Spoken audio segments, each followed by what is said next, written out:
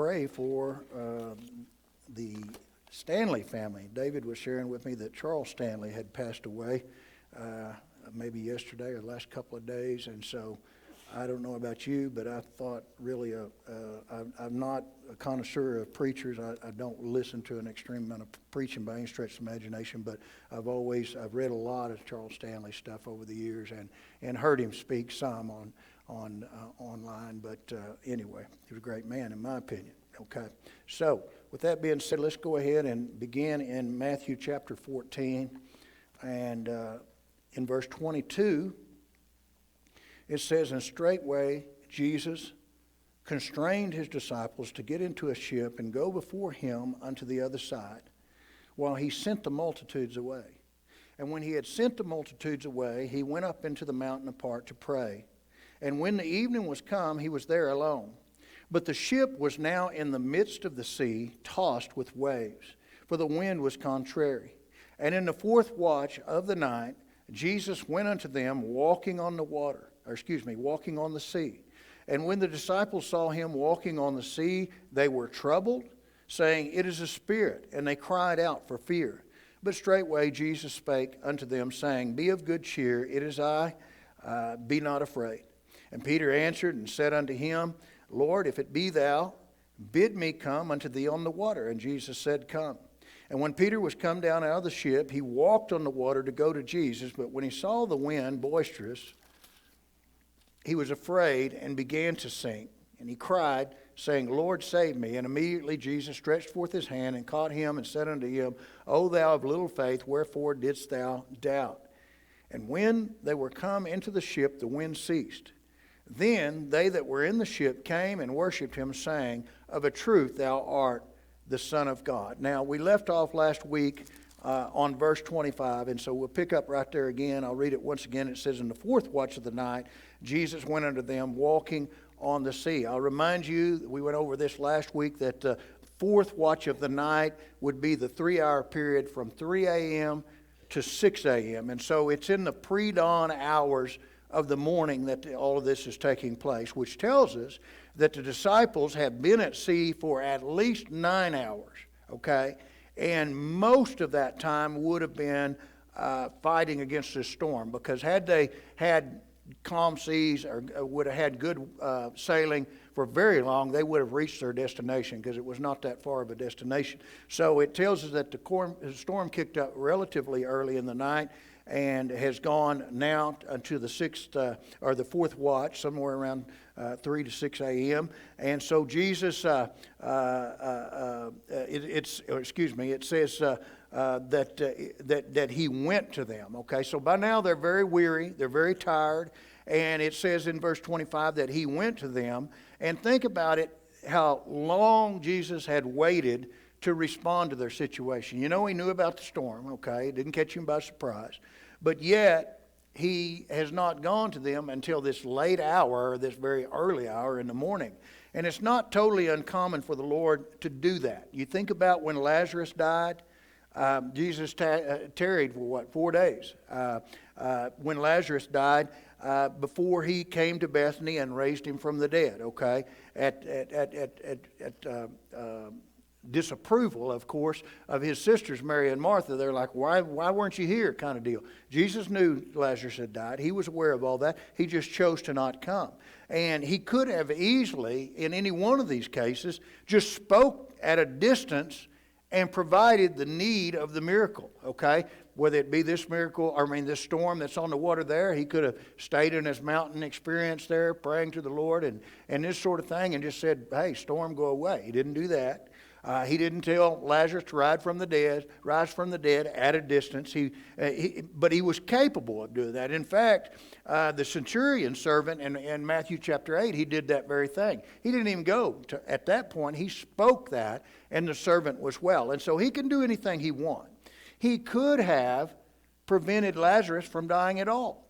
He could have kept the centurion's servant from ever getting sick. He could have, obviously, in this situation, gave the disciples a smooth sailing all the way, and never had a storm to start with. Okay, in which case they would be sleeping at this moment and catching up on their rest, leisuring or whatever.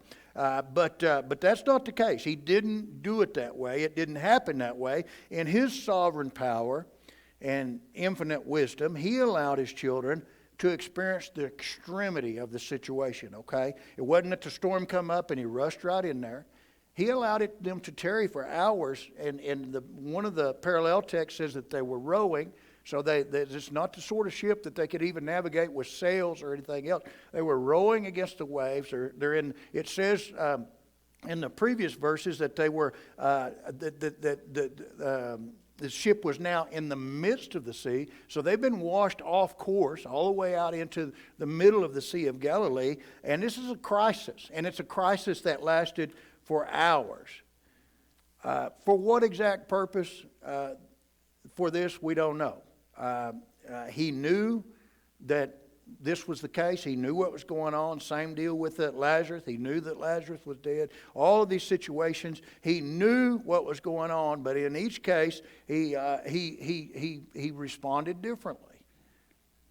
You know, he knew from start to finish what all of the disciples' needs were. There's 12 in the boat. Of course, Judas didn't belong to him. Okay, but the other 11, he knew their strengths. He knew their weaknesses. He knew where they were lacking spiritually. He knew their level of faith, their level of dependence upon Him, their level of trust, their level of obedience. He knew the condition of their prayer life. He knew everything about them and what the needs were. He knew had all of the variables and what He could accomplish in each one of their lives through this storm. He knew, and so He did it the way He saw necessary for their betterment of His disciples and for the Father's glory. And we know for sure He never lost sight of them. Okay, now how He was working in each one is between Him and that person, but He never lost sight of His disciples. Did they forget some things? Absolutely. You think about it, these disciples had been walking with Jesus for some time and traveling with Him and seeing His ministry, and time again He'd been there for them, and they'd seen all the miracles, and plus they were each good Jewish people, so they were students of the Old Testament Bible, okay, in all of this, and they seemed to some way in this crisis situation forget the countless times in the Old Testament that God came through for His people. That He was always there at the right time in the right way for His patriarchs, for the children of Israel at large, for the judges of Israel, for the kings of Israel, for the prophets of Israel, for a teenage boy named David when he went up against Goliath, and many other occasions where David needed him. And all of this has been forgotten by them in the midst of this storm. It had just slipped their minds, I guess. Before we get too hard on them, though, and before we begin to think, how could they do that? We have to ask ourselves, how many times have we been in a pickle, crisis, if you will, or perceived crisis? Most of the time, it's just a perceived crisis. It usually works out better than we ever dreamed before it even becomes a crisis. But sometimes it's a crisis. How many times have we been in those situations experiencing that, and we forget the times He's delivered us before? Or we forget what we've read in Scripture ourselves. We know the Old Testament, and we have the New Testament on top of that. But we tend to forget when we're in the midst in the emotion of a hard time or a difficulty in our lives. And God hasn't changed 1 ounce today from who He was and what He was capable of in the Old Testament times, or now in this instance in the New Testament times. His timing may not be the way we want it to be. He might not come as soon as we want Him to come, but still He is there and He still cares. And just as He went to them walking on the sea, He's going to come to us in our situation and our trials and accomplish what He needs to and what He wants to. It's funny when you think about this. The very storm that they were facing is the path that He took to get to them, okay? He didn't circumvent the storm. He walked right through it on top of the water, exercising His ability to not just calm or stop the storm, but to defy the storm. And not succumb to its strong winds or its raging waves or the effects of it. This is really encouraging when you think about it, because you can picture Jesus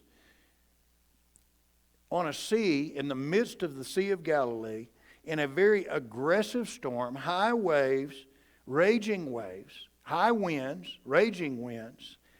And was he bouncing around, teetering back and forth, trying to keep his balance or trying to steady himself along the way? Not at all. I can guarantee you he wasn't.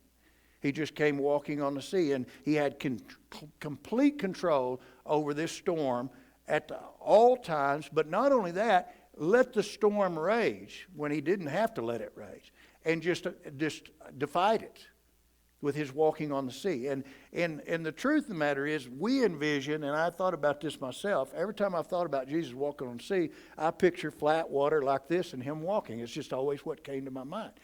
When you consider the circumstances, we've read the facts surrounding this. This was a storm. There was no glassy sea that he walked across there. The fact is, these waves were up and down, possibly several feet, rising and falling, and yet he walks across there. So how he navigated that, I mean, I know how he did it because he's Jesus and he can, okay? But precisely the method, if you will, that he navigated that is really unknown to us. It could be that he was just stepping from the top of the wave to the top of the wave all the way across there. We really don't know. It's going to be a really good question to ask when we get to heaven. But one thing about it, he walked across there in a way that was glorious, in a way that showed the disciples ultimately, now initially they're going to get scared, but ultimately showed the disciples that he can defy the powers of the storm even before he calms it. Now verse 26 tells us that, and when the disciples saw him walking on the sea, they were troubled, saying, "It is a spirit," and they cried out for fear. That term "saw him" comes from a Greek word that means to look intently, okay? That's what's implied there.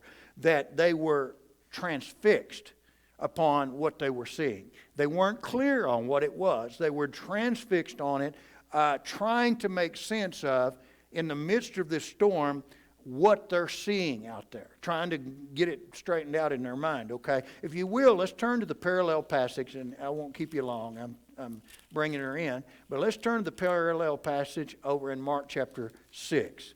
And I want to show you something interesting. Mark chapter 6. And again, this is parallel, same instance. We start in verse 48. And he saw them toiling and rowing. There again, this gives a little more detail. They're rowing. And the wind was contrary unto them. And about the fourth watch of the night, he cometh unto them, walking upon the sea. But watch this. And would have passed by them. But when they saw him walking upon the sea, they supposed that it had been a spirit, and they cried out. For they all saw him, and were troubled. And immediately he talked with them, and saith unto them, Be of good cheer. It is I, be not afraid. Okay? Now, we'll stop right there, but the importance of that is, it says that he was not walking directly to them.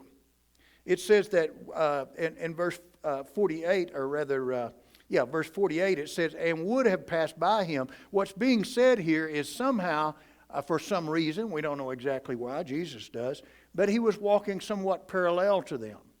Okay? Not that he would pass by them, but it would appear that he was passing by them, okay? Parallel to them, perhaps they were making forward motion through those waves in the boat, and he's walking somewhat parallel to them, okay, if you can envision that. So that explains a little bit about them, that gazing or just being fixed upon him. He's not getting any closer. They're looking through the midst of the waves and the wind, and while all the time being tossed up and down themselves. So they're really transfixed upon him, trying to make out what's going on here and what this is, okay? And then they said it is a spirit, okay? That's what they deduced from this. In the context, that word comes from a Greek word called phantasma. Okay, that's the Greek word. We get our English word phantom from that, okay? it means an apparition or a creature of imagination. So they were probably saying to themselves, am I seeing something here? Is this what is this real? Is there something there? And am I hallucinating? Am I just in? But then the text tells us here in Mark that they all saw him, okay? So they're unanimously looking at him. They probably didn't have time to compare notes. Obviously, they're in the midst of a storm. They're hanging on for dear life. They're rowing. And now they're seeing something out there. There probably wasn't any time for chit-chat, but they're all seeing the same thing. And they're probably likely pointing and perhaps hollering something out, commenting on that. They were pretty stirred up at this point, okay? It says that they were troubled and they cried out for fear. So this was a situation of being more than just a little bit of trepidation or being spooked. They were in terror, okay? And this is their situation. 9 hours or so of fighting with a storm were not enough. Now they're seeing this perceived apparition out there on the sea, and they're boogered by that, and they're thinking, wow, what do we got going on here? And then Jesus quickly sets their mind at ease, at least as far as what they were seeing goes, because it says in verse 27, back here at chapter 14 of Matthew and verse 27, it says, but straightway Jesus spake unto them, saying, be of good cheer, it is I, be not afraid.